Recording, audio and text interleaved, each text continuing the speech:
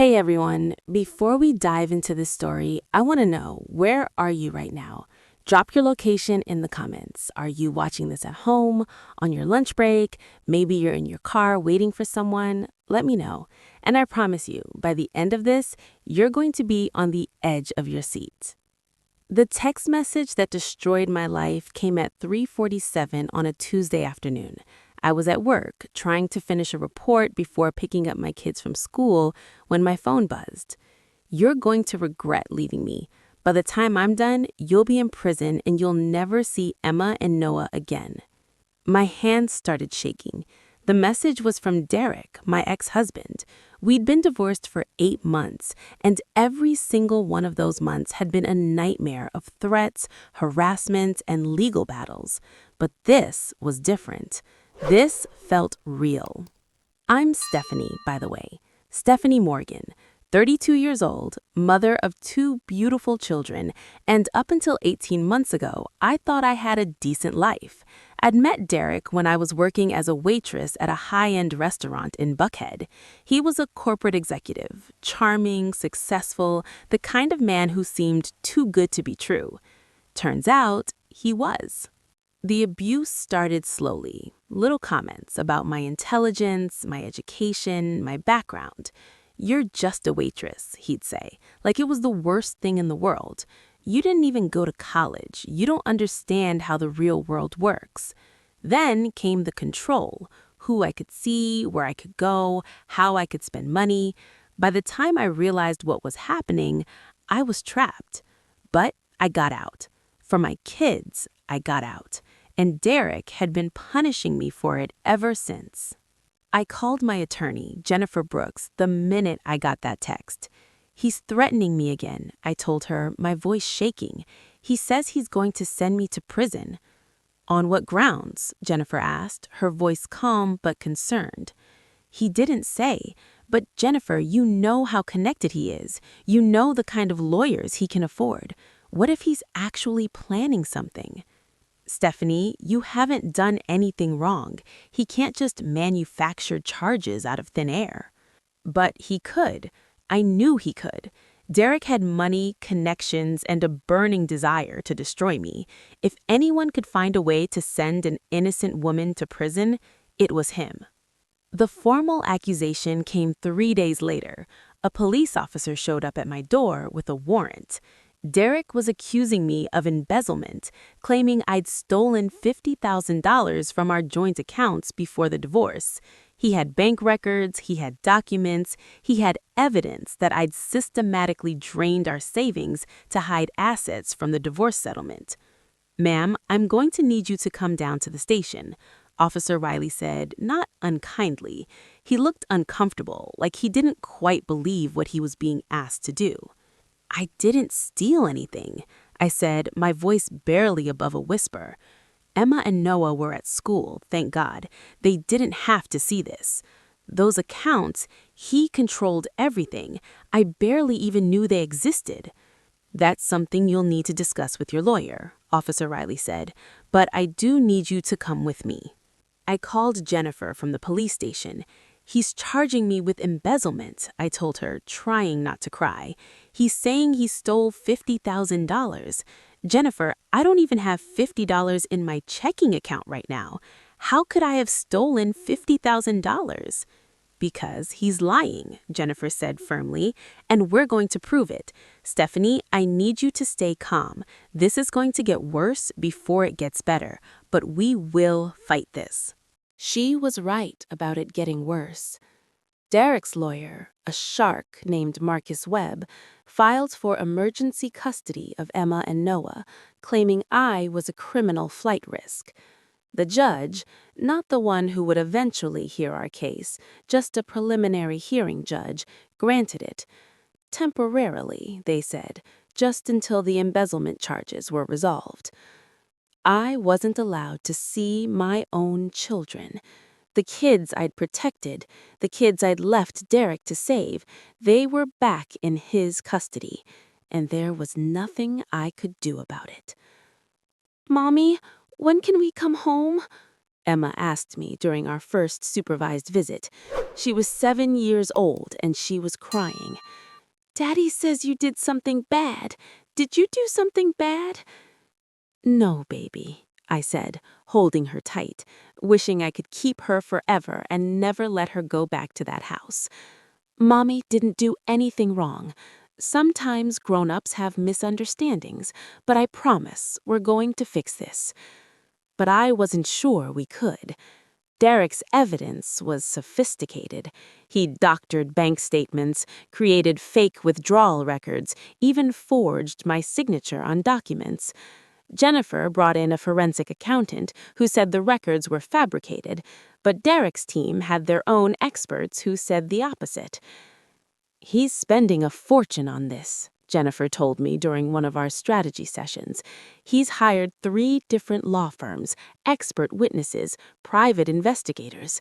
Stehphanie, he's not just trying to win custody, he's trying to destroy you completely." "Why?" I asked, even though I knew the answer. "Why is he doing this? I just wanted out. I just wanted to protect my kids and live my life. Why does he need to punish me like this?" "Because men like Derek don't handle rejection. You leaving him was the first time in his life someone said no and meant it. He can't accept that, so he's going to make you pay." The trial date was set for 6 weeks out. 6 weeks of supervised visits with my kids. 6 weeks of living in Rachel's spare bedroom because I couldn't afford my own place anymore. Derek had frozen all our assets. 6 weeks of watching my children's faces get sadder every time I had to say goodbye. "We're going to fight this," Jennifer promised. "We're going to expose every lie, every forgery, every manipulation. The truth will come out." I wanted to believe her, but the truth was, I was terrified. Terrified of losing my kids. Terrified of going to prison for something I didn't do. Terrified that Derek would finally, completely destroy me. What I didn't know, what none of us knew, was that the judge assigned to our case was about to change everything. His name was Robert Lawson, and he was my father. The father I'd never met. The father I didn't even know existed. The courthouse was imposing, all granite columns and marble floors, and the kind of architectural grandeur meant to make you feel small. I walked in with Jennifer, my stomach in knots, wearing the best outfit I owned, a simple navy dress Rachel had bought me for the occasion. Derek was already there with his legal team, 3 lawyers, all in expensive suits, carrying briefcases that probably cost more than my rent. He looked confident, relaxed even. He caught my eye and smirked. "Don't react," Jennifer whispered. "He wants you to look unstable. Just breathe." We entered the courtroom and I saw him for the first time. Judge Robert Lawson. He was a distinguished-looking black man in his early 60s, gray at the temples, with intelligent eyes behind wire-rimmed glasses. He was reading through documents as people filed in, making notes, his expression serious and focused. Something about him felt familiar, though I couldn't place why. Maybe I'd seen his picture in the news, or maybe all judges just had that same authoritative presence. "All rise," the bailiff called, "the Honorable Judge Robert Lawson presiding." We stood. Judge Lawson entered, took his seat at the bench, and looked out over the courtroom. His eyes swept across the defense table, the prosecution table, and then landed on me and stopped. For just a moment, maybe 2 seconds, maybe less, something flickered across his face. Surprise? Recognition? I couldn't tell. But then it was gone, replaced with professional neutrality. "Please be seated," he said. "We're here today for the custody hearing in the matter of Taylor versus Morgan, as well as the criminal charges of embezzlement. Mr. Webb, you may begin." Derek's lead attorney stood up. Marcus Webb was everything I'd expected, slick, confident, with the kind of polish that money could buy. Your Honor, thank you. We're here today because Miss Morgan has proven herself to be not only an unfit mother, but a criminal. The evidence will show that she systematically stole $50,000 from her ex-husband, money that was meant to support their children. She hid these funds, likely offshore, in preparation for abandoning her family. "That's not true," I whispered to Jennifer, but she just squeezed my hand. "Miss Morgan has a history of unstable behavior," Webb continued. "She walked out on her marriage without warning, taking the children with her and refusing to allow Mr. Taylor reasonable access. She has no stable housing, having been living with friends since the separation. She has minimal income, and now we discover she's also a thief. Your Honor, my client is asking for full custody of her children and that Miss Morgan be prosecuted to the fullest extent of the law." I felt tears starting to form but blinked them back. Don't cry. Don't give them the satisfaction of seeing you break. Judge Lawson looked at the documents in front of him, then looked at me again. That same strange expression crossed his face, like he was trying to place something. "Miss Brooks, response?" Jennifer stood, and I was grateful for her calm, professional demeanor. "Your Honor, Miss Morgan is the victim here, not the perpetrator. My client left an abusive marriage to protect herself and her children. Mr. Taylor has used his wealth and connections to manufacture false evidence, hire expensive lawyers, and manipulate the system to punish her ex-wife for daring to leave him. The so-called evidence of embezzlement is fabricated, as our forensic accountant will demonstrate. Miss Morgan has been a devoted mother who has never been anything but honest and transparent throughout this process." "We'll hear the evidence," Judge Lawson said. "Mr. Webb, call your first witness." The next several hours were brutal. Derek took the stand first, playing the role of wounded husband perfectly. He talked about how I'd changed after Emma was born, become distant and paranoid. He claimed I'd accused him of things he'd never done, that I'd turned the children against him. He presented bank statements showing the withdrawals, his voice heavy with betrayal. "I trusted her," Derek said, his voice breaking in just the right places. I wanted to scream. Every word was a lie, but he was so convincing, so believable. Emotional hook number 2. The abusive ex-husband weaponizing the courtroom, playing victim while systematically destroying her ex-wife's credibility and freedom. Jennifer cross-examined him, trying to poke holes in his story.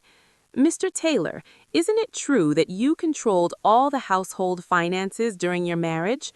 We made decisions together. Did Miss Morgan have her own credit card? Of course. That you didn't monitor?" Derek hesitated just slightly. "I kept track of our expenses, yes, that's responsible financial management. You tracked every purchase she made?" "I reviewed the statements, yes." "And if you didn't approve of a purchase, what happened?" "I don't recall that ever being an issue." "Really?" Jennifer pulled out documents. "These are credit card statements showing charges that were disputed by you. A $40 charge at Target, a $25 charge at a coffee shop, a $60 charge at a clothing store. All disputed by you, Mr. Taylor, and ultimately canceled. All purchases made by Miss Morgan. Does that seem like someone who had financial freedom?" Derek's lawyer objected, claiming relevance, but the damage was done. Judge Lawson had seen the pattern. But then Derek's team called their forensic expert, who testified that the bank records were legitimate, that there was no evidence of tampering. They called Derek's parents, who painted me as an unstable gold digger who'd trapped their son with a pregnancy. They called his colleagues, who said Derek was a devoted father who talked about his kids constantly. By the end of the day, I felt defeated. Derek's version of reality was winning, and I could see it in the courtroom. Even Jennifer looked worried. "We knew this would be hard," Jennifer said as we packed up to leave. "Tomorrow we present our case. Tomorrow we show them the truth." But what if the truth wasn't enough? What if Derek's lies and money and connections overpowered everything? What if I lost my children and my freedom? That night I couldn't eat, couldn't sleep, just lay in Rachel's spare room staring at the ceiling, wondering if this was the last night I'd spend as a free woman. Day 2 of the trial started with our forensic accountant, Dr. Stone. He was professional, credible, and thorough as he explained how the bank records had been altered. These documents show clear signs of digital manipulation, Dr. Stone testified, pointing to exhibits on a screen.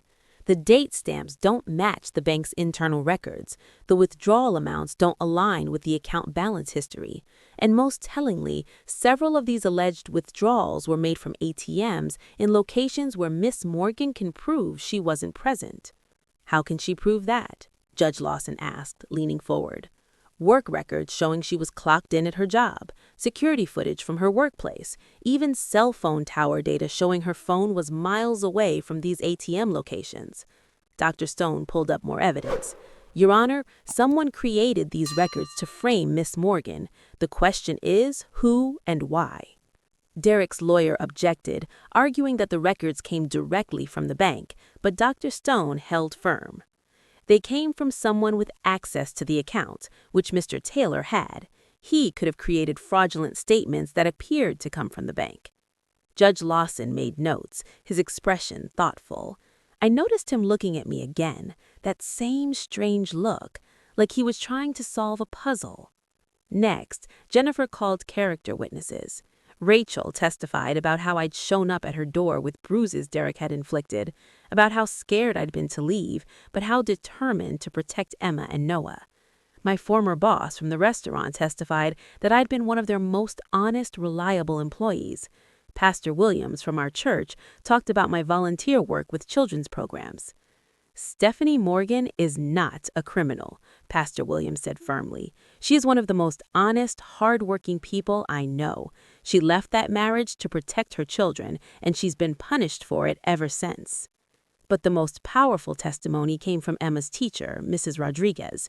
She'd noticed changes in Emma after the separation. Emma used to be a happy, outgoing child, Mrs. Rodriguez testified, but after her parents separated, she became withdrawn. She'd flinch when I raised my voice, even gently. She'd ask permission before doing anything, even using the bathroom. These are signs of a child who's been living in an environment of control and fear. Did Emma talk about her parents? Jennifer asked. She talked about missing her mother constantly, Mrs. Rodriguez said. She'd ask me every day when she could go home. When I asked where home was, she said Mommy's house. Your Honor, that child wants to be with her mother. Derek's lawyer tried to discredit her, suggesting she was biased because I'd been more involved in school activities than Derek, but Mrs. Rodriguez didn't back down. I'm not biased, I'm concerned. I've seen what living with Mr. Taylor is doing to that little girl, and it's not healthy. Then Jennifer called Sarah Chen, the social worker. I held my breath. Her recommendation would carry enormous weight with the judge. Based on my evaluation, Sarah said, I recommend primary custody be awarded to Miss Morgan. Relief flooded through me, but Jennifer kept going.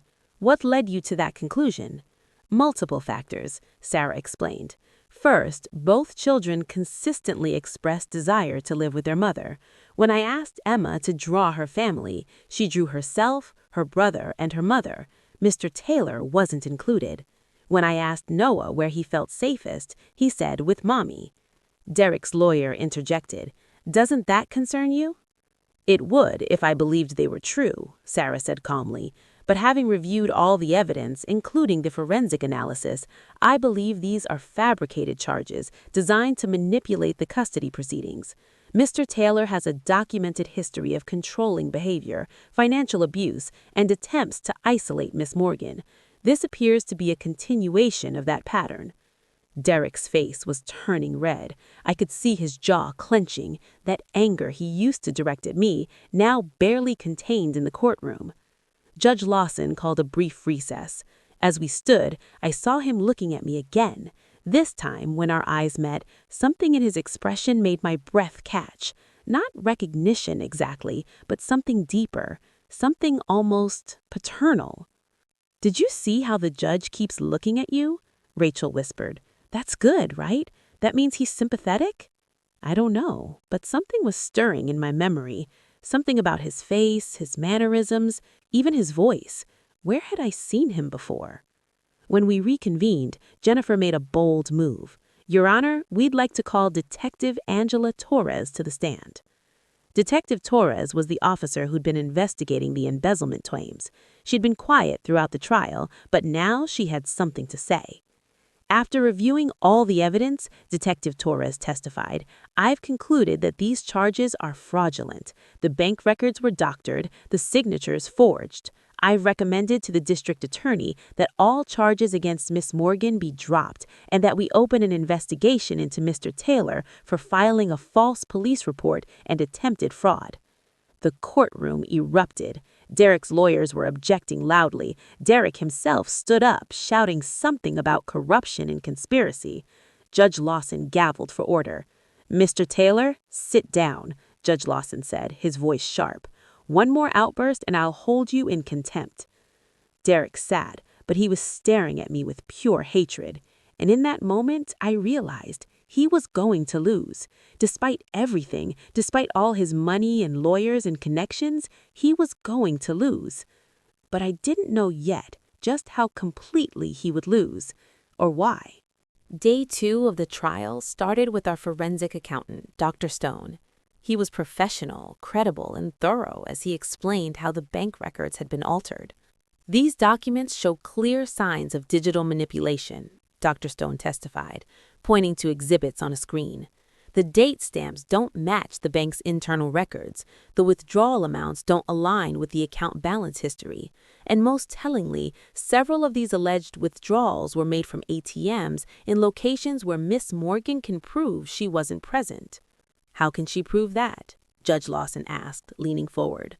Work records showing she was clocked in at her job, security footage from her workplace, even cell phone tower data showing her phone was miles away from these ATM locations. Dr. Stone pulled up more evidence. Your Honor, someone created these records to frame Miss Morgan. The question is, who and why? Derek's lawyer objected, arguing that the records came directly from the bank, but Dr. Stone held firm. They came from someone with access to the account, which Mr. Taylor had. He could have created fraudulent statements that appeared to come from the bank. Judge Lawson made notes, his expression thoughtful. I noticed him looking at me again, that same strange look, like he was trying to solve a puzzle. Next, Jennifer called character witnesses. Rachel testified about how I'd shown up at her door with bruises Derek had inflicted, about how scared I'd been to leave, but how determined to protect Emma and Noah. My former boss from the restaurant testified that I'd been one of their most honest, reliable employees. Pastor Williams from our church talked about my volunteer work with children's programs. Stehphanie Morgan is not a criminal, Pastor Williams said firmly. She is one of the most honest, hard-working people I know. She left that marriage to protect her children, and she's been punished for it ever since. But the most powerful testimony came from Emma's teacher, Mrs. Rodriguez. She'd noticed changes in Emma after the separation. Emma used to be a happy, outgoing child, Mrs. Rodriguez testified, but after her parents separated, she became withdrawn. She'd flinch when I raised my voice, even gently. She'd ask permission before doing anything, even using the bathroom. These are signs of a child who's been living in an environment of control and fear. Did Emma talk about her parents? Jennifer asked. She talked about missing her mother constantly, Mrs. Rodriguez said. She'd ask me every day when she could go home. When I asked where home was, she said Mommy's house. Your Honor, that child wants to be with her mother. Derek's lawyer tried to discredit her, suggesting she was biased because I'd been more involved in school activities than Derek, but Mrs. Rodriguez didn't back down. I'm not biased, I'm concerned. I've seen what living with Mr. Taylor is doing to that little girl, and it's not healthy. Then Jennifer called Sarah Chen, the social worker. I held my breath. Her recommendation would carry enormous weight with the judge. Based on my evaluation, Sarah said, I recommend primary custody be awarded to Miss Morgan. Relief flooded through me, but Jennifer kept going. What led you to that conclusion? Multiple factors, Sarah explained. First, both children consistently expressed desire to live with their mother. When I asked Emma to draw her family, she drew herself, her brother, and her mother. Mr. Taylor wasn't included. When I asked Noah where he felt safest, he said with Mommy. Derek's lawyer interjected. Doesn't that concern you? It would if I believed they were true, Sarah said calmly. But having reviewed all the evidence, including the forensic analysis, I believe these are fabricated charges designed to manipulate the custody proceedings. Mr. Taylor has a documented history of controlling behavior, financial abuse, and attempts to isolate Miss Morgan. This appears to be a continuation of that pattern. Derek's face was turning red. I could see his jaw clenching. That anger he used to direct at me, now barely contained in the courtroom. Judge Lawson called a brief recess. As we stood, I saw him looking at me again. This time, when our eyes met, something in his expression made my breath catch. Not recognition exactly, but something deeper, something almost paternal. "Did you see how the judge keeps looking at you?" Rachel whispered. "That's good, right? That means he's sympathetic?" I don't know, but something was stirring in my memory. Something about his face, his mannerisms, even his voice. Where had I seen him before? When we reconvened, Jennifer made a bold move. "Your Honor, we'd like to call Detective Angela Torres to the stand."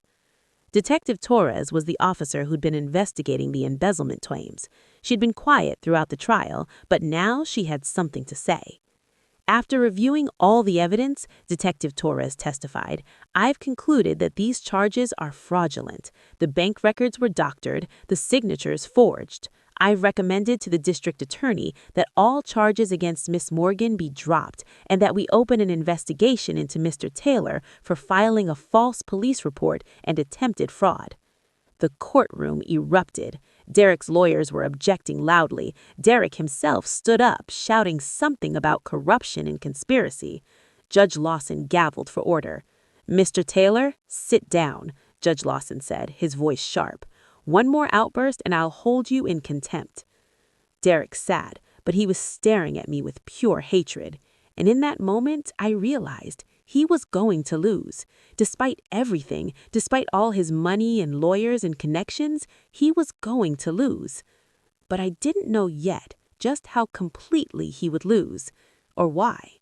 Judge Lawson called for a 15-minute recess. As people filed out of the courtroom, Jennifer pulled me aside. "This is going better than I expected," she said, keeping her voice low.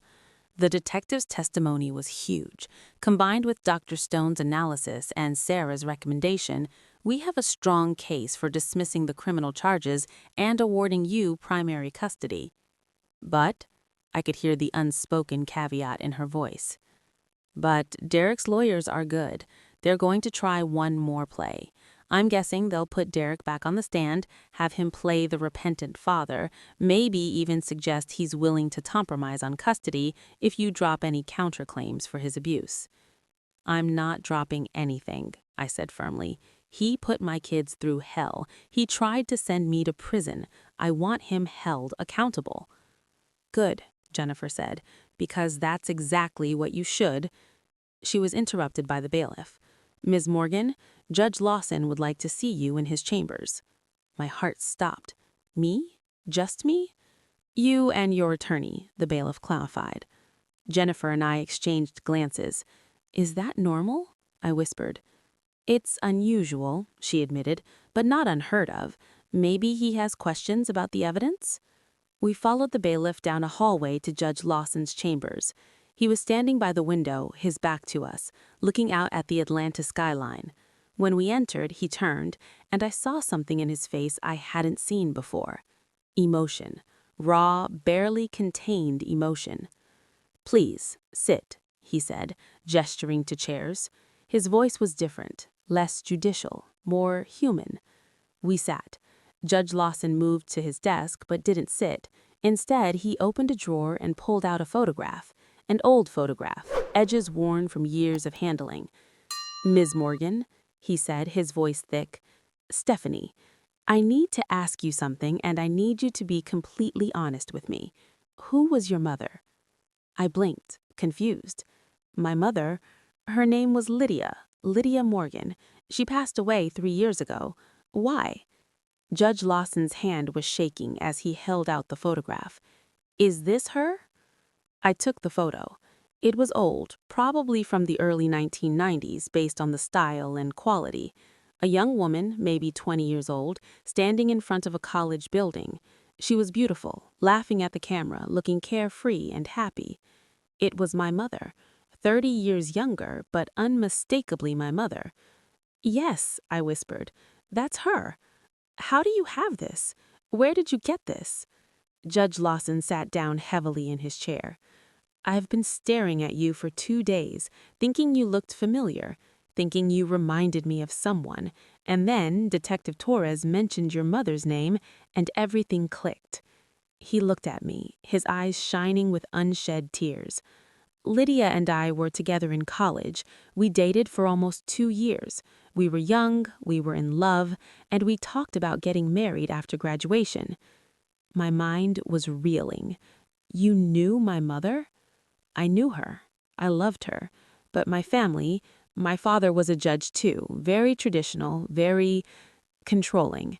He didn't approve of Lydia, said she was from the wrong background, didn't have the right pedigree. He gave me an ultimatum: end things with Lydia, or he'd cut me off, ensure I never got into law school, destroy any future I might have. And you chose your career? I said, the words coming out harsher than I intended. I chose wrong, Judge Lawson said quietly. I was 22 years old and scared of disappointing my father. I broke things off with Lydia right before graduation. She was devastated. I was devastated, but I convinced myself it was the right decision, that I was being practical. He paused. I never saw her again.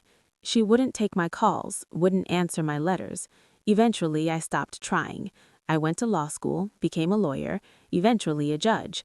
I got married, had a good life, but I never forgot her. I was trying to process this. Why are you telling me this? Judge Lawson looked at me directly. Because Lydia was pregnant when I broke up with her, wasn't she? The world tilted. What? Your birthday, Judge Lawson said. I looked it up in the court documents. You were born in February 1992, 9 months after Lydia and I broke up. Stehphanie, I believe I'm your father. I couldn't speak, couldn't breathe. Jennifer was staring at both of us in shock. Your Honor, Jennifer finally managed to say, if that's true, you'd have to recuse yourself from this case.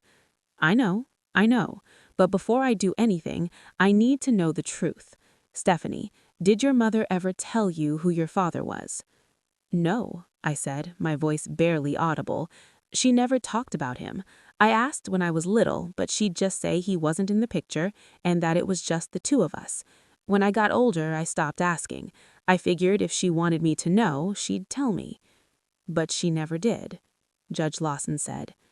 She died before she got the chance, I said, tears streaming down my face now.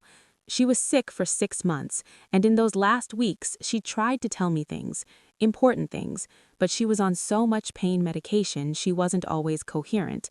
I thought she was just rambling. What did she say? Judge Lawson asked.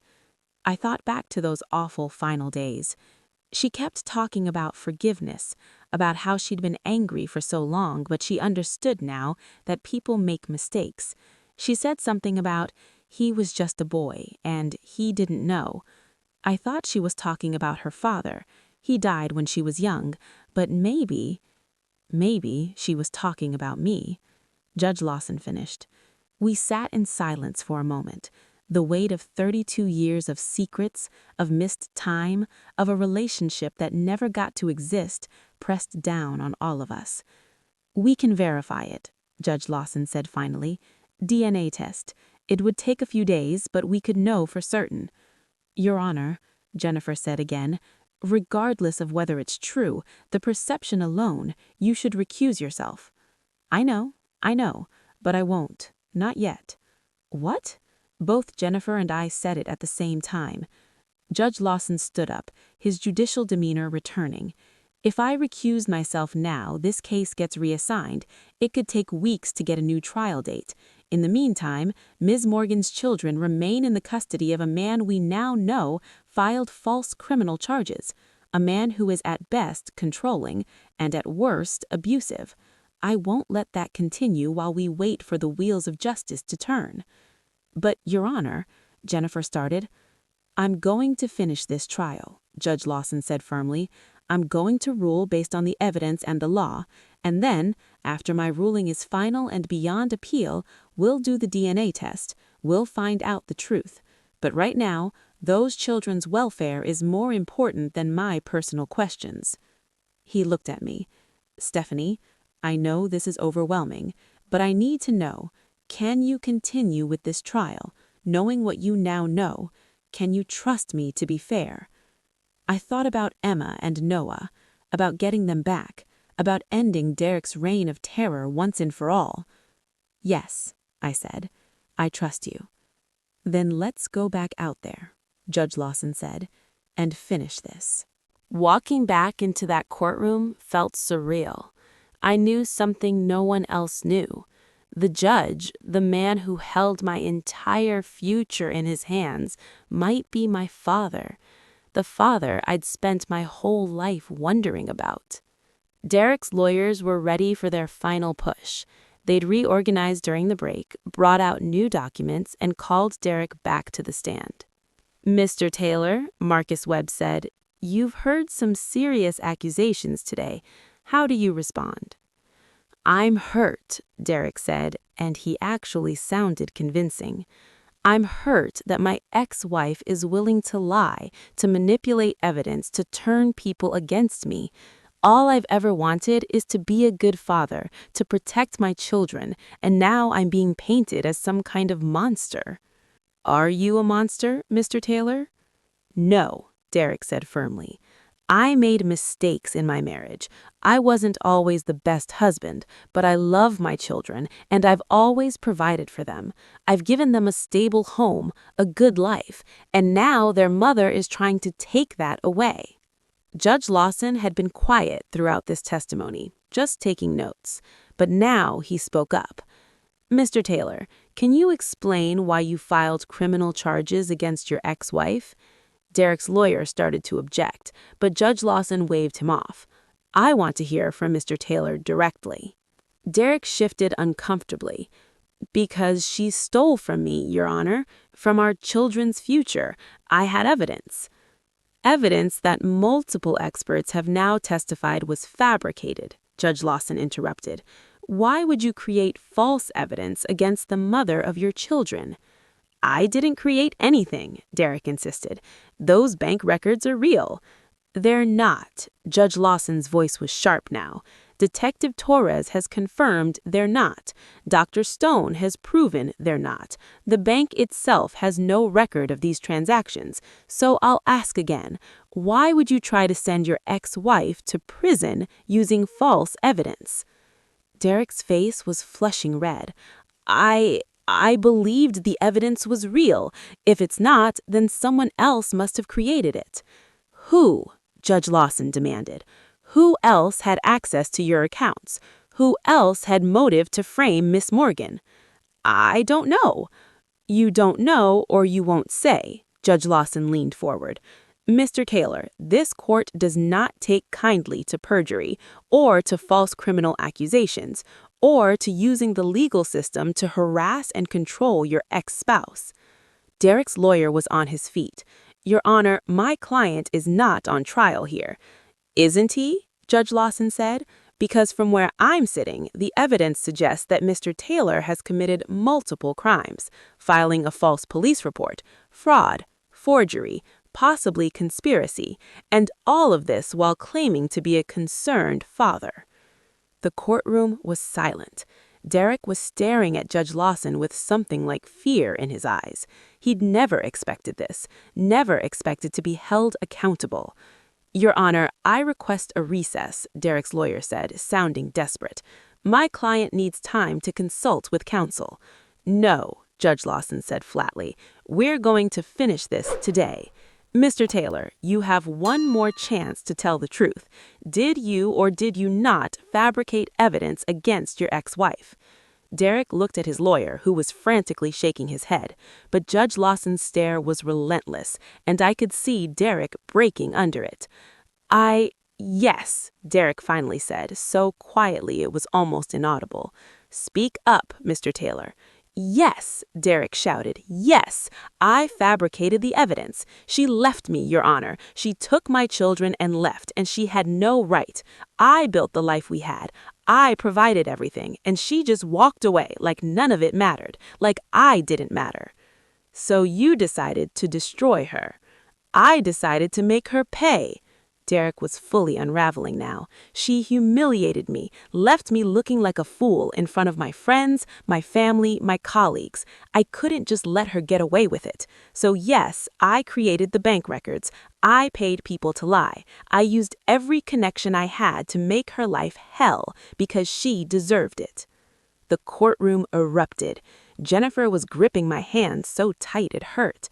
Derek's lawyers looked like they wanted to disappear. Judge Lawson gavelled for order. Mr. Taylor, you have just confessed to multiple crimes in open court. Bailiff, please take Mr. Taylor into custody. What? Derek's face went white. Your Honor, wait!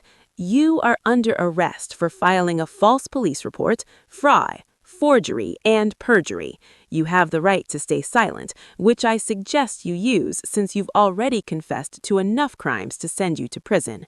Bailiff? I watched, stunned, as officers approached Derek. He was backing away, still protesting. You can't do this. I have rights. I have lawyers. Your Honor, please. You should have thought about rights when you were violating your ex-wife's, Judge Lawson said coldly. Officers, remove him. They did. Derek was literally dragged out of the courtroom, still shouting threats and protests. His lawyers were scrambling to follow, talking about appeals and motions and constitutional violations. And I just sat there, watching my ex-husband finally face consequences for once in his entitled life. When the courtroom finally quieted, Judge Lawson looked at me. Miss Morgan, I'm sorry you had to go through this. No one should have to endure what you've experienced. Thank you, Your Honor, I managed to say. We'll reconvene tomorrow for the custody ruling. I need time to review all the testimony and evidence, but I think we all know how this is going to end. He looked at me, and there was something in his eyes. Warmth, pride, maybe even love. Your children are coming home, Stehphanie. That I can promise you. The courthouse steps were swarmed with reporters. News of Derek's courtroom confession had spread fast, and everyone wanted a statement. Jennifer handled them while I just stood there, trying to process what had happened. Derek had confessed. He was going to prison. I was getting my kids back.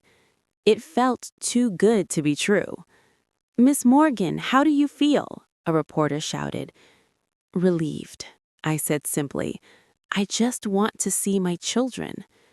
Rachel picked me up and we drove straight to Derek's house, the house that had once been our home. Social services was already there, along with police officers. Emma and Noah were being brought out by a social worker, carrying backpacks and looking confused. Mommy! Emma screamed when she saw me. She broke free from the social worker and ran, Noah right behind her. I dropped to my knees and caught them both, holding them so tight I thought I might never let go. I've got you, I whispered, tears streaming down my face. I've got you both. You're coming home. You're finally coming home. Forever? Noah asked, his small voice muffled against my shoulder. Forever, I promised. That night, in Rachel's apartment that suddenly felt less like temporary housing and more like a refuge, I lay between my children as they slept. Emma had her arm around Noah, protective even in sleep. They'd missed each other almost as much as they'd missed me. My phone buzzed, a text from a number I didn't recognize. This is Judge Lawson. I got your number from the court records. I hope that's okay. I wanted to check on you and to see if you'd be willing to meet tomorrow after the custody hearing. We should talk about everything. I stared at that message for a long time. Judge Lawson. Robert. My father? Yes, I typed back. We should talk. The custody hearing the next day was anticlimactic. Derek wasn't there. He was in jail awaiting arraignment on criminal charges. His parents showed up with a lawyer, trying to argue they should get custody, but Judge Lawson shut that down fast. Your son just confessed to multiple felonies. He committed fraud against his ex-wife and used the legal system to terrorize her. The fact that you're here arguing for custody rights for him suggests you either condoned his behavior or enabled it. Either way, you're not getting custody of these children. He granted me full legal and physical custody, with Derek's parents getting supervised visitation only if I approved it, which I wouldn't, not after everything they'd done to poison my children against me. "Thank you, Your Honor," I said when it was over. "You're welcome," he said, then quieter. "Can you stay for a few minutes after everyone else leaves?" I nodded. Once the courtroom cleared, Judge Lawson came down from the bench. Up close, not separated by the formal boundaries of his office, I could see him more clearly. The shape of his face, his eyes, the way he held himself. I pulled out my phone and found a photo of my mother, one of the last good ones before the cancer ravaged her. I held it up next to Judge Lawson's face. "You have her eyes," he said softly. "I have your nose," I replied. We both laughed, a little hysterically, because what else could you do in a moment like this? "I'd like to do the DNA test," Judge Lawson said. "If you're willing. I need to know for certain." "Me too," I said. We arranged it through a private lab. The test itself was simple, just a cheek swab. The waiting was harder. 3 days later, the results came back. 99.9% probability of paternity. Judge Robert Lawson was my father. We met at a coffee shop, neutral territory, to talk about what this meant.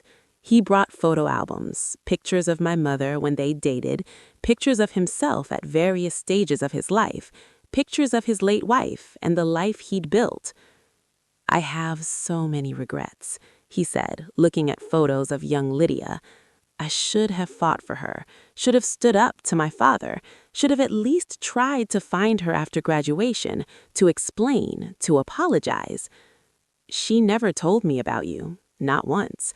I used to ask about my father, and she'd just say he wasn't around. She never said you dated or that she loved you or any of it." Rachel was protecting you, or maybe protecting herself. I can't imagine how hard it must have been raising you alone, working 2 jobs, making ends meet, while I was building my career, living comfortably, not even knowing you existed. You didn't know. She never told you she was pregnant. But I should have known. I should have at least checked, should have made sure she was okay after I broke her heart. Instead, I just moved on, like what we had didn't matter.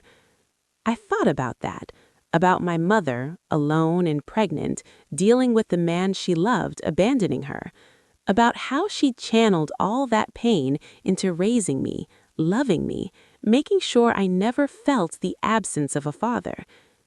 "She didn't want me to know you," I said slowly, realization dawning. "That's why she never told me. She was afraid I'd go looking for you, and she didn't want you to have the chance to reject me the way you'd rejected her." Robert's eyes filled with tears. "I never would have rejected you." She didn't know that, and honestly, she was probably right to be cautious. You chose your career over her once. How did she know you wouldn't choose me over two? "I can't undo the past. I can't change the choices I made 32 years ago. But Stehphanie, if you're willing, I'd like to try to build a relationship now. I'd like to know my daughter, and my grandchildren, if you'll let me." I thought about Emma and Noah, about how they'd just lost the grandfather they'd known, Derek's grandfather who'd enabled Derek's abuse, about how they could use a positive male role model in their lives. I'm willing to try, but slowly. I need time to process all this, and the kids need time to adjust to their new normal. Of course, whatever pace works for you. I'm not going anywhere. For the first time in my life, I had a father.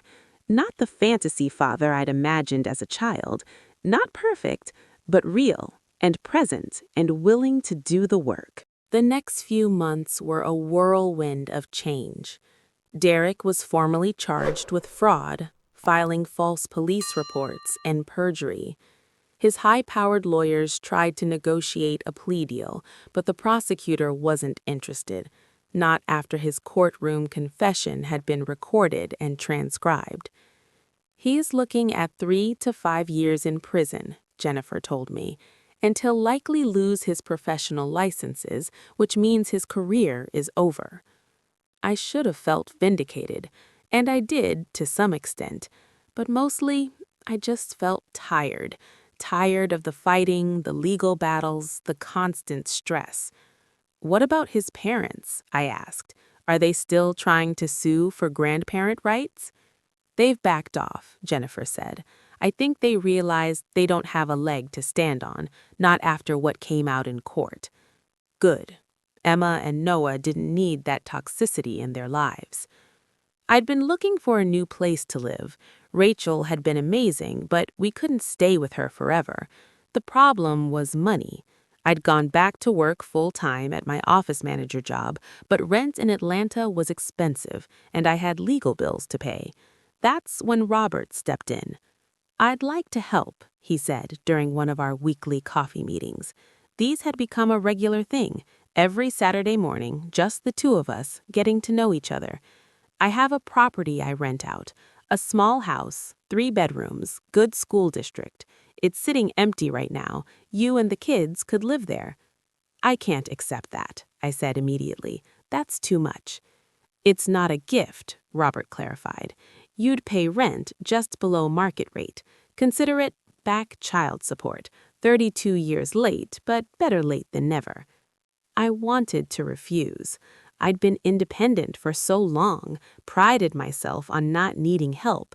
But looking at Emma and Noah, at how they needed stability and safety, I realized this wasn't about my pride. "Okay," I said. "Thank you." The house was perfect, small but cozy, with a backyard where the kids could play. Emma got her own room for the first time in months, and she decorated it with the help of Robert, who turned out to be surprisingly good at knowing what 7-year-old girls liked. "How does he know about unicorns and fairy lights?" Emma asked me one afternoon. "He's learning," I said, smiling. "He wants to know what makes you happy." "Is he really our grandpa?" Noah asked. He'd been quieter about the whole situation, more cautious about trusting this new person in our lives.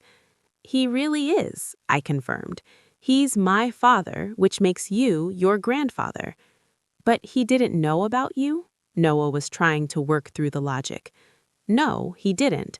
Sometimes grown-ups make mistakes, and then they don't get to know the people they should have known. But he knows now, and he wants to be part of our family if we'll let him." "Okay," Noah said simply. And then, in that way kids have of moving past complicated emotional territory, "Can we get a dog?" Life started feeling normal. I'd get up, get the kids ready for school, go to work, pick them up, make dinner, help with homework, do bedtime routines. The same mundane tasks that used to feel overwhelming now felt precious. This was stability. This was peace. Robert became a regular part of our lives. He'd come over for dinner once a week. He attended Emma's school concerts and Noah's t-ball games. He was there, present, consistent, all the things Derek had never been. "Thank you," I told him one evening after the kids were in bed, "for showing up, for being here, for doing what Derek never did." "I'm just doing what I should have been doing all along," Robert said. "I lost 32 years with you, Stehphanie. I don't want to miss another day." My relationship with Robert wasn't perfect. There were awkward moments, times when we didn't know how to navigate the strange territory of being parent and child when we'd met as adults. but we were learning. He told me about his wife, Elizabeth, who'd passed away 5 years earlier. She knew about Lydia, he admitted. I told her everything when we got serious. She was understanding, even encouraged me to try to find your mother to make sure she was okay. But by then, Lydia had moved away, changed her number. I tried a few times to track her down, but I respected her decision to move on. Do you think she ever forgave you? I asked. I don't know, Robert said honestly. I hope so. I hope she found happiness, despite everything I put her through. She did, I told him. She had a good life. She had friends, community, purpose, and she had me. She told me once that I was the best thing that ever happened to her. Robert's eyes got misty. I'm glad. She deserved happiness. She deserved so much better than what I gave her. We also had to deal with the practical implications of our relationship. Robert had to recuse himself from any cases involving me or my family. He had to disclose our relationship to the Judicial Ethics Board. There were questions, investigations, committees reviewing whether his handling of my case was appropriate. I don't regret it, he told me when I expressed concern about his career. I'd make the same choice again. You and the kids needed justice, and I was in a position to provide it. If the ethics board wants to censure me for that, so be it. In the end, they didn't. The consensus was that Robert had ruled based on evidence and law, that Derek's courtroom confession had made any potential bias irrelevant. Robert's career survived, though he admitted the scrutiny had been stressful. Meanwhile, Derek's trial proceeded. I had to testify, had to relive everything he'd put me through. But this time, I wasn't alone. Robert sat in the courtroom gallery, not as a judge, just as my father. Jennifer was beside me. Rachel was there. Even Sarah Chen, the social worker, came to offer support. When the guilty verdict came down, I felt nothing. No triumph, no vindication, just relief that it was over. Derek was sentenced to 4 years in prison and 5 years probation. He'd be out of our lives for a while. How do I tell the kids their father is in prison? I asked Robert. Carefully, he said. Honestly, age appropriate, and you remind them that they're not responsible for his choices. So I did. I sat Emma and Noah down and explained that their father made bad choices and now he had to face consequences, that it wasn't their fault, that they were loved and safe, and nothing was going to change that. Emma surprised me with her response. Is that why you left him, Mom? Because he made bad choices? Yes, I said simply.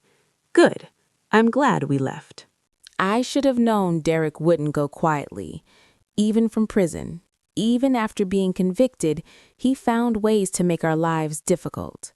First came the letters, dozens of them, sent to the house, to my work, even to Robert's office, rambling manifestos about how I'd destroyed his life, how I turned everyone against him, how he'd make sure I paid.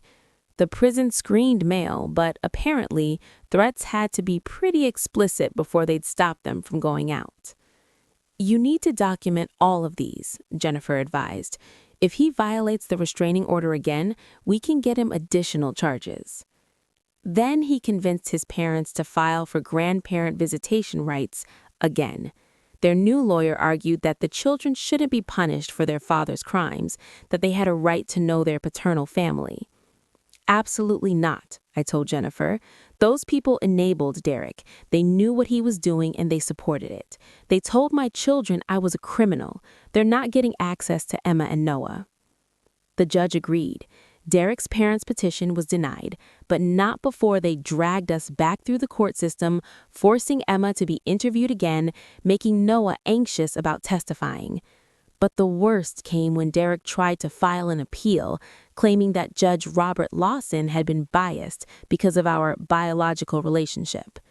He's arguing that the trial was unfair because Robert knew you were his father and therefore ruled in your favor. He's asking for a complete retrial. My blood ran cold. Can he do that? He can try, Jennifer said, but it's not going anywhere. Robert didn't know about the biological relationship until midway through trial, and even then, he ruled based on Derek's own confession. There's no grounds for appeal. She was right. The appeal was denied, but the process took months and kept us in limbo, unable to fully move forward. Meanwhile, Derek's family wasn't done.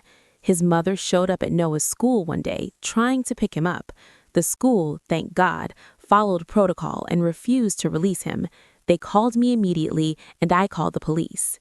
She claims she just wanted to see her grandson, the school principal told me, but we have strict instructions that only you or your designated emergency contacts can pick the children up. She knows that, I said, furious. She's testing boundaries, seeing what she can get away with. We had to get another restraining order, this time against Derek's parents. More court, more lawyers, more money I didn't have. But Robert helps with the legal fees, insisting it was his responsibility as a father to protect his family. This is what Derek is good at, I told Robert one evening after a particularly stressful day. He can't hurt me directly anymore, so he's finding indirect ways, using his parents as proxies, filing frivolous appeals, sending threatening letters. It's death by 1,000 cuts. We'll handle each cut as it comes, Robert said firmly, and eventually he'll run out of options. He's in prison, Stehphanie. His power is limited. He can't actually hurt you anymore. But he could hurt the kids. That became clear when Emma started having nightmares again. She'd been doing so well, sleeping through the night, happy at school. But after Derek's mother showed up at Noah's school, Emma became anxious again. What if they take us? Emma asked me one night. What if we go to school and they're there and we can't stop them? That's not going to happen, I promised. The school knows not to let anyone take you. The police know, and Grandpa Robert knows. We have so many people protecting you. Grandpa Robert, Emma repeated, trying out the name. She'd been calling him Roberts or Judge Lawson, not quite ready to use the familial title, but now she was testing it, seeing how it felt. Yes, I said, Grandpa Robert. He's part of our family now, and families protect each other. Dr. Helen Martinez, the child psychologist, suggested play therapy again to help Emma process her fears. She's dealing with a lot, she told me, an abusive father who tried to separate her from her mother, time in his custody when she didn't feel safe. Now his family is trying to violate her boundaries. She needs tools to work through that trauma. So we did therapy. Both kids, twice a week. It was expensive even with insurance, but Robert helped with the costs.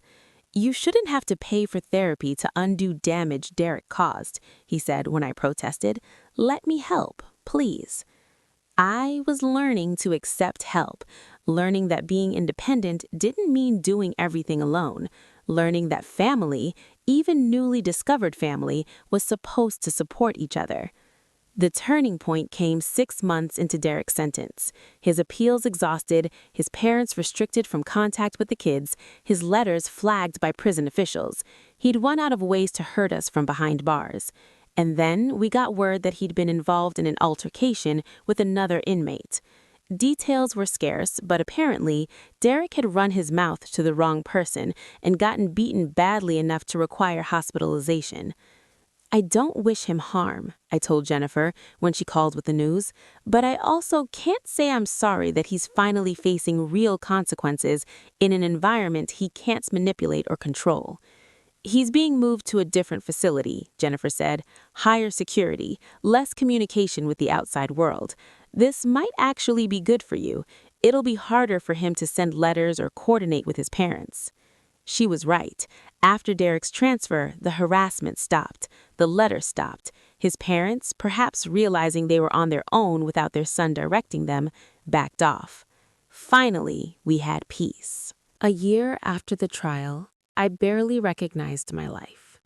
Emma was thriving in school, her anxiety manageable with coping tools from therapy. Noah had joined a local youth soccer league that Robert coached. I had gotten a promotion at work, and was taking online classes toward a degree. Most surprisingly, I was dating again. His name was Michael, and he was nothing like Derek. He was a teacher at Emma's school, kind and patient, with no interest in controlling or changing me. We'd started as friends. He'd been supportive during the worst of the custody battle, and slowly, carefully, it had become something more. "I like Mr. Johnson," Emma told me one day. "He's nice to you, not like Daddy was." "Mr. Johnson is very nice," I agreed. "But honey, you know we're taking things slow, right?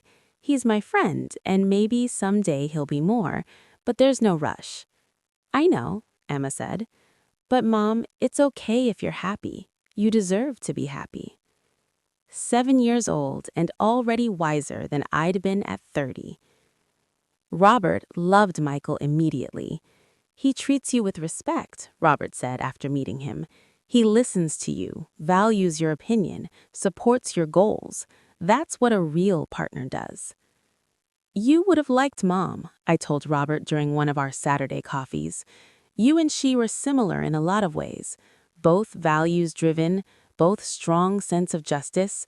You would have made a good team if you'd had the chance." "I think about that sometimes," Robert admitted. "What my life would have looked like if I'd been brave enough to choose love over fear. Would I have become a judge? Maybe not. But I would have had you. I would have known your mother. I would have been there for all the moments I missed. You're here now. That's what matters." But I could tell he struggled with it. The guilt of missing my childhood, of not being there when my mother was sick, of only discovering me because of terrible circumstances. He'd mention it in small ways, comments about wanting to make up for lost time, apologies for not being there when I was Emma's age. "Robert," I finally said one day, "you need to forgive yourself. Mom made her choices, not telling you she was pregnant, not reaching out later. You made yours, choosing your career, not fighting harder to find her. Those choices led us here, to this moment. I can't change my childhood, and neither can you. But we have now. We have the future. Let's focus on that." He took my advice, or tried to, started therapy himself to work through the guilt and regret. "I want to be the best grandfather I can be," he told me, "and I can't do that if I'm trapped in the past." Meanwhile, Derek's presence in our lives faded to almost nothing. He was 2 years into his sentence, with 2 more to go. His parents had essentially disappeared. They'd moved to Florida, and we'd heard they were telling people their son had died. Easier than admitting he was in prison, I suppose. Emma asked about Derek sometimes. "Does Daddy still love us?" "I think he loves you in the way he knows how," I told her honestly. "But he's not capable of the kind of healthy, unconditional love you deserve. That's not your fault, Emma. That's his limitation, not yours. Grandpa Robert loves us like that, healthy and unconditional." "Yes," I said, tears in my eyes. "He does." Robert was indeed an amazing grandfather. He came to every school event, every soccer game, every music recital. He helped with homework and taught Noah how to ride a bike, and had tea parties with Emma and her stuffed animals. All the things Derek had never done, even when he'd lived with us. "This is what it should have been like," I told Rachel one day. "This is what family is supposed to feel like, safe and supportive and consistent. You're building it now. Better late than never." I also reconnected with my mother's memory in new ways. I went through her things, boxes I'd packed away after she died because it was too painful to look at, photos of her at different ages, journals she'd kept, letters from friends, and tucked away in the bottom of a box, a letter addressed to me. "To be opened if you ever find Robert," the envelope said in my mother's handwriting. My hands shook as I opened it. "My dearest Stehphanie," the letter began, "if you're reading this, it means you've found your father, and you probably have questions. Let me try to answer them. I loved Robert more than I have loved anyone except you. He was kind, intelligent, passionate about justice. When he ended things, it broke my heart. But I was already pregnant with you, and I made a choice. I wasn't going to tell him. I wasn't going to give him the chance to reject you the way he'd rejected me. Was that fair? Probably not. But I was 22 and scared and heartbroken. I did what I thought was right to protect both of us. If you found him, I hope he's become the man I thought he could be. I hope he treats you well. I hope he's there for you in ways he couldn't be for me. And Stehphanie, forgive him. Forgive me. We were young and stupid and made choices that affected you. But you were never a mistake. You were always the best thing in my life. Love always, Mom. I sobbed reading that letter. Showed it to Robert later, watching him cry as he read my mother's words. She was right, he said. I wasn't the man I should have been, but I'm trying to be now. For you, for Emma and Noah, for the memory of what your mother and I once had. That's all anyone can do. Try to be better than they were. 2 years after the trial, something unexpected happened. Robert was going through some old files in his office. He was thinking about retirement and wanted to organize decades of accumulated paperwork when he found something that changed everything. Stehphanie, I need to show you something, he said when he called me. His voice was strange, strained. Can you come to my house? I went immediately, worried something was wrong. Robert met me at the door, holding a manila envelope with shaking hands. I found this in a box of old personal files, he said. I don't know how I missed it before, except that it was mixed in with law school applications and papers from the early 90s. Stehphanie, it's from your mother. He handed me the envelope. It was addressed to Robert at his law school address, postmarked June 1991. The seal had never been broken. You never opened it? I asked. I never received it, Robert said. It must have been returned to sender, see? There's a stamp, unable to forward. I'd already graduated, moved to take my first job. I never gave the school my new address. And your mother, she must have thought I ignored it, that I got her letter and chose not to respond. With trembling hands, I opened the envelope that should have been opened 33 years ago. Dear Robert, my mother's letter began. I've debated writing this letter for months. Part of me says I should just move on, accept that we're over, build a new life. But there's something you need to know.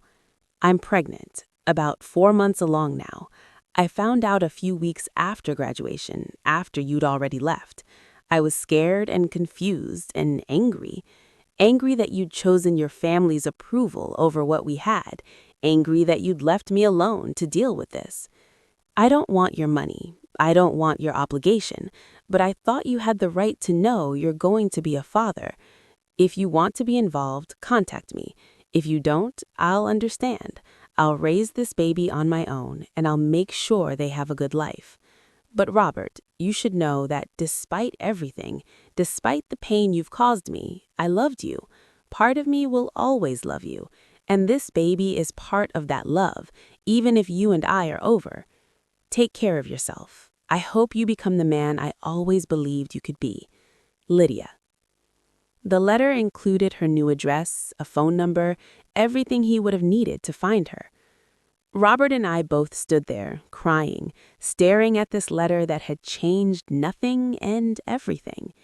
If he'd received it, if the school had forwarded it, his entire life would have been different. My life would have been different. She tried to tell you, I said, my voice breaking. She reached out. You didn't ignore her. You just never knew. 33 years, Robert said. 33 years of thinking she'd wanted nothing to do with me, of accepting that I'd lost her, when all along she'd tried to give me a chance. We sat together on his couch, this letter between us, representing all the lost years and missed chances. It was painful, yes, but also oddly healing. My mother hadn't kept me from him out of spite. She'd tried to tell him and assumed his silence meant rejection. What do we do with this? I asked. "We honor it," Robert said. "We honor what she tried to do. We honor the truth that she gave me a chance and circumstances, just random bad luck, kept us apart." I thought about my mother carrying that rejection, thinking Robert knew about me and chosen not to be involved. How much had that hurt? How had she carried that pain while raising me, loving me, making sure I never felt unwanted? "She never badmouthed you," I told Robert. "And all the years I asked about my father, she never said anything negative. She just said you weren't around. She could have told me you'd abandoned us, that you'd known about me and didn't care. But she didn't. Because she was a better person than I deserved," we said. We talked for hours that day, about what ifs and might have beens, about the different paths all our lives could have taken, about whether things happen for a reason, or if it's all just chaos and chance. I don't believe in fate, but I believe we're here now. We found each other. Maybe not the way we should have, maybe decades too late, but we found each other. That has to count for something. "It counts for everything," Robert said. I asked if I could keep the letter, and he agreed. I put it in a special box with my mother's other important papers. Someday, when Emma and Noah were older, I'd show them. I'd tell them the whole story: the love, the loss, the letter that never arrived, the eventual reunion. They'd know their family history, all of it, the pain and the joy. That evening, I told Michael about the letter. We'd been together for over a year now, and I'd learned to share the important things to him, to let him into my life completely. "Your mother sounds like she was an incredible woman," Michael said, holding me as I cried. "Strong enough to raise you alone, generous enough to try to give your father a chance even after he'd hurt her, wise enough to not poison you against him." "She was," I agreed, "and I wish she'd lived long enough to see that Robert and I found each other. I think she would have been happy about that." "I think she would have been proud," Michael corrected, "of you, of how you handled everything with Derek, of the mother you've become. She gave you the tools to survive, Stehphanie. She made you strong enough to fight for your kids the way she fought for you." He was right. My mother had raised me to be strong, independent, resilient. Even in her absence, she was still protecting me. 3 years after the trial, Derek was released from prison. He was on probation, required to complete anger management and parenting classes, forbidden from contacting me or the kids without court approval. His first move was to petition for visitation rights. "He's claiming he's reformed," Jennifer told me over the phone. "He's completed all the prison programs, gone to therapy, written a letter of apology to you that I'm required to give you, but you're not required to read." "Do Emma and Noah want to see him?" I asked. That was the only thing that mattered to me. "The court will appoint a guardian ad litem to speak with them," Jennifer said. "But Stehphanie, they're old enough now. Emma's 10, Noah's 8. The judge will consider their wishes." When the guardian ad litem interviewed Emma, she was clear. "I don't want to see my father," she said. "He scared me. He made Mom sad. I don't trust him." Noah was less certain. "Is he different now?" he asked me. "Did prison make him nicer?" "I don't know, baby," I said honestly. "People can change, but it's also okay if you don't want to find out. You're allowed to protect yourself."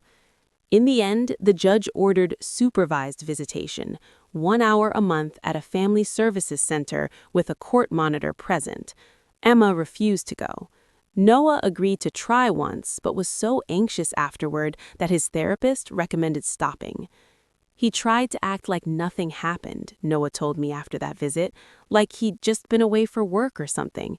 He gave me a present and asked about school and acted like he didn't try to send you to jail, Mom."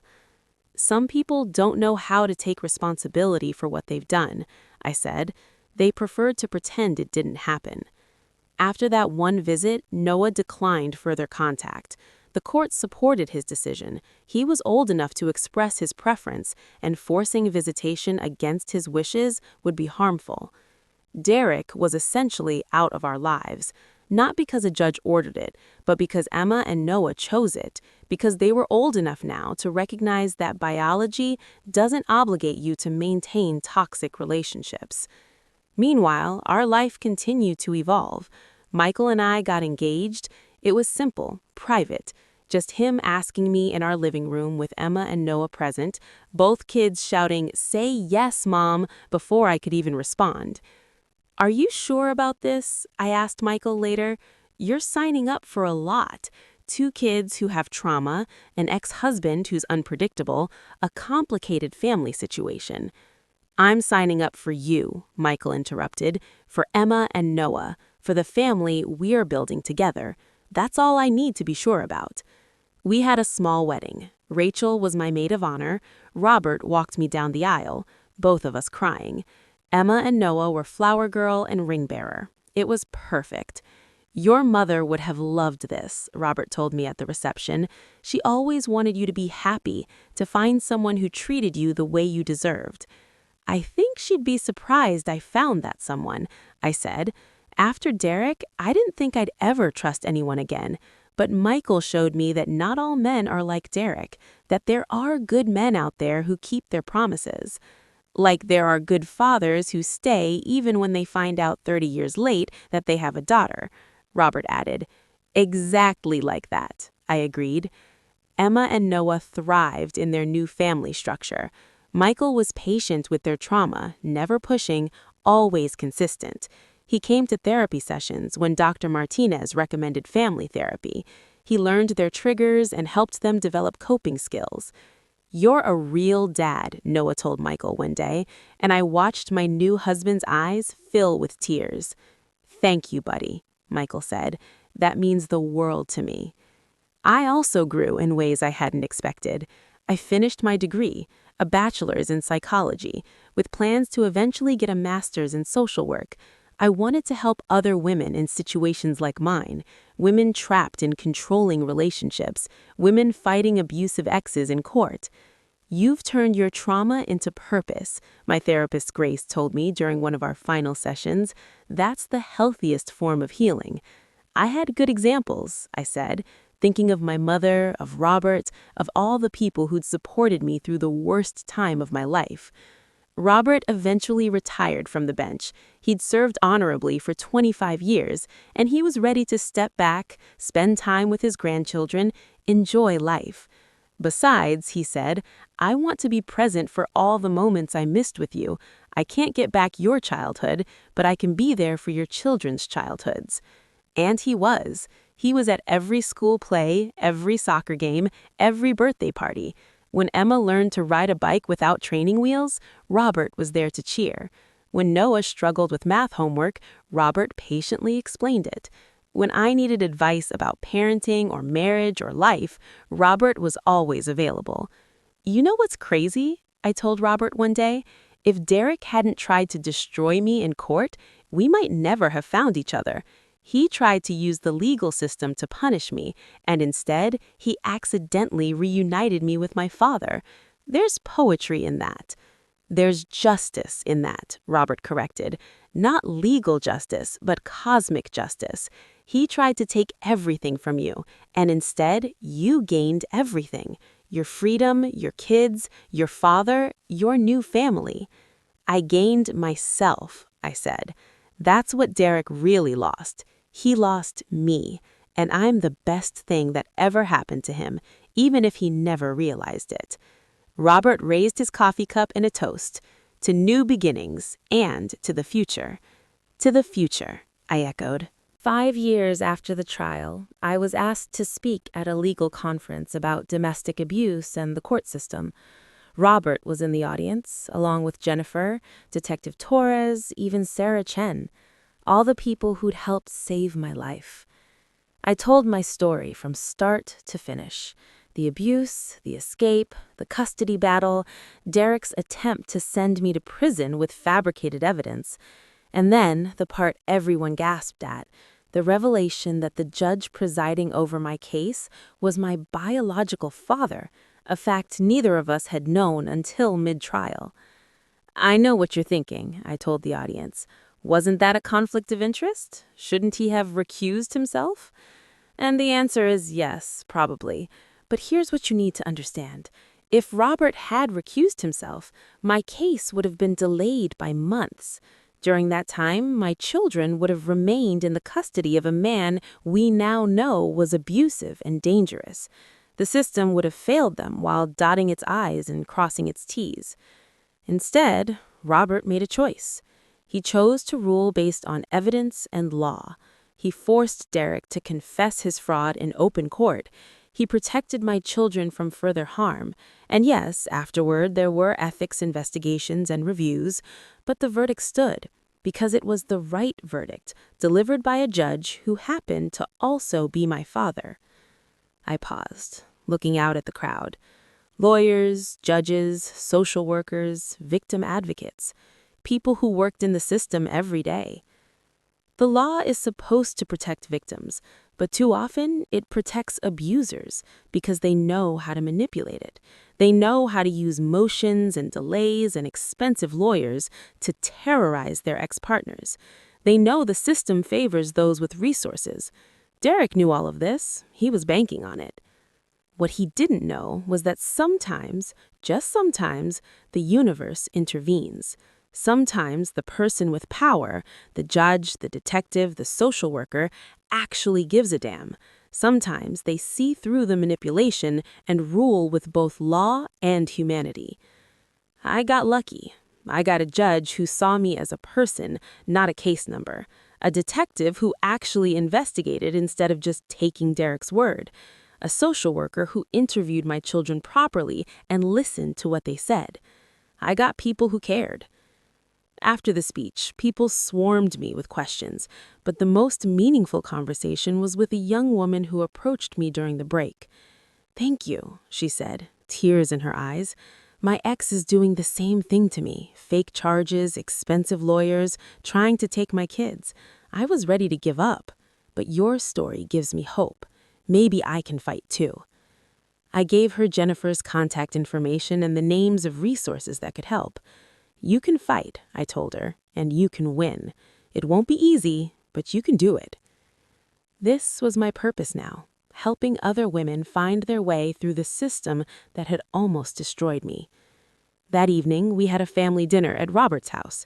Michael and I, Emma and Noah, Robert, Jennifer, Rachel, our chosen family, all gathered around one table. "Can I make a toast?" Robert asked, standing with his wine glass. "To family. Not the family we're born into, though I'm grateful for that too, but the family we choose. The family we build through love and loyalty and showing up day after day." "To family," we all echoed. Later, as we were cleaning up, Noah asked me a question that caught me off guard. "Mom, do you ever think about what would have happened if Grandpa Robert had known about you from the beginning? Like, what if Grandma had told him she was pregnant?" I thought about it. "Well, then I would have grown up with a father. That would have been nice. But I also might not have the mom I had. She might have been different if she hadn't been a single mother. And I definitely wouldn't have you and Emma because I probably wouldn't have met your father." "So me and Emma wouldn't exist?" Noah said, horrified. "Different versions of you might exist," I said, "but not you specifically, not Emma specifically.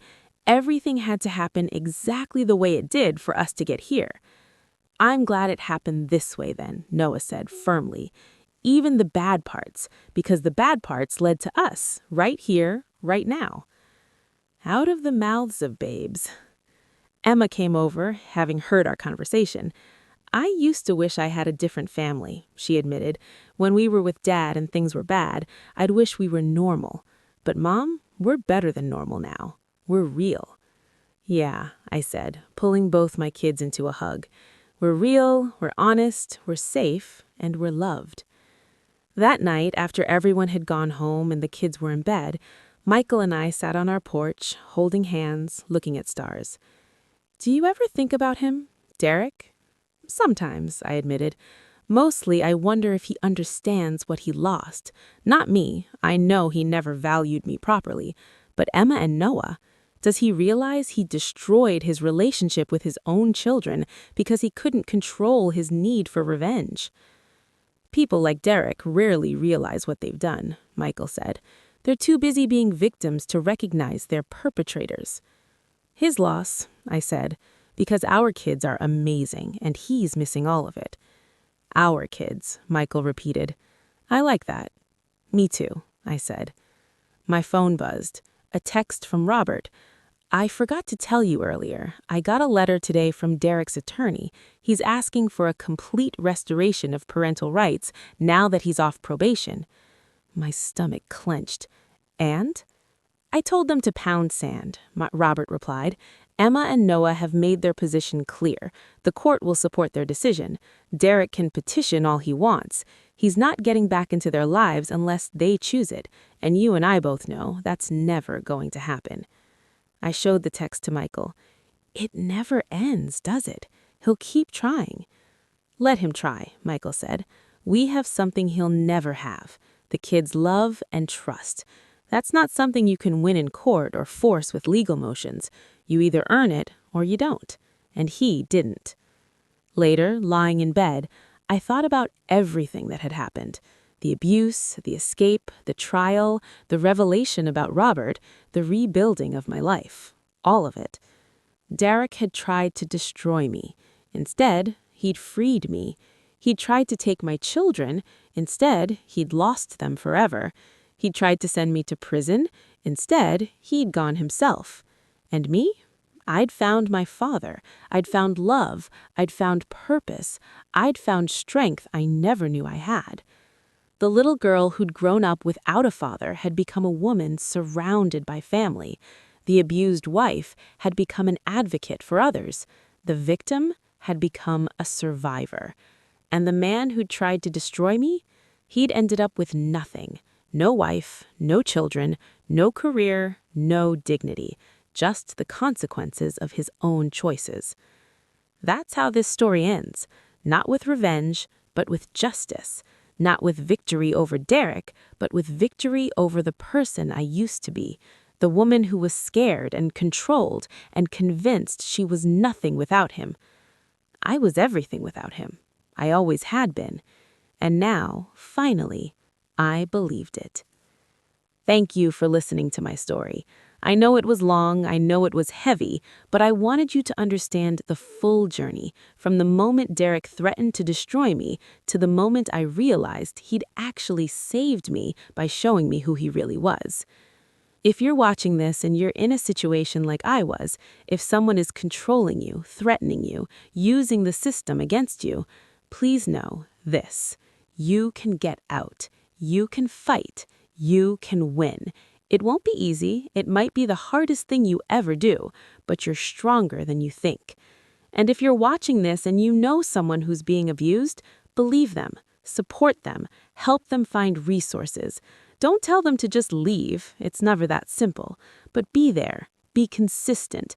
Be someone they can count on when their world is falling apart. If this story resonated with you, please hit that like button. Subscribe to this channel. We share stories like this because people need to know they're not alone. Share this video with someone who needs to hear it. Drop a comment about your own experience or your thoughts on the story.